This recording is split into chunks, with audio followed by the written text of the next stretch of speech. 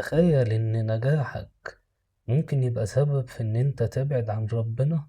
ربنا قال في سورة العلق: أعوذ بالله من الشيطان الرجيم، كلا إن الإنسان ليطغى أن رآه استغنى. فالمفسرين بيقولوا إن ممكن الإنسان مننا على ما يبدأ يحس إن هو قوي شوية، يبدأ يحس إن هو مستغني مش محتاج حاجة من ربنا، اللي هو عايزه أخده، ويبدأ يطغى ويبعد عن طريق ربنا. وده شيء ممكن نبقى شايفينه احنا في حياتنا وبيحصل معانا.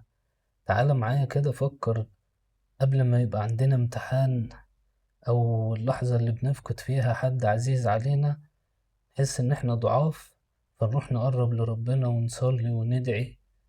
وعلى العكس، ما الدنيا تفتح علينا وننال اللي احنا طلبناه، نبدأ ننشغل بيه ونطغى ونبعد عن طريق ربنا. فالحمد لله إن القرآن دايما بيديلنا العلاج بعد ما يبين لنا إيه المشكلة. فالعلاج برضو موجود في آخر سورة العلق. الآية بتقول: واسجد واقترب. يعني أقرب طريق بيننا وما بين ربنا هو السجود.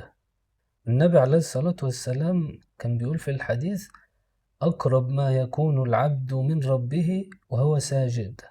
فيمكن لحظة سجود صادقة من قلبنا تكون سبب في إن إحنا نقرب من ربنا. وخلينا دايما ما نتغرش لما اللي إحنا عايزينه يتحقق. دايما يبقى الأساس عندنا إن إحنا نقرب من ربنا، سواء أخدنا اللي إحنا طلبناه أو تأخر عننا.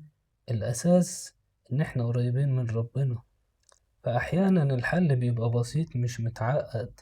حاسس إن أنت بعيد عن ربنا، قول الحمد لله إن أنت لسه قدامك فرصة وعايش، وتعالى نروح نتوضى ونصلي ركعتين وندعي ربنا في السجود وإحنا قريبين من ربنا، لعل ربنا يقبلنا.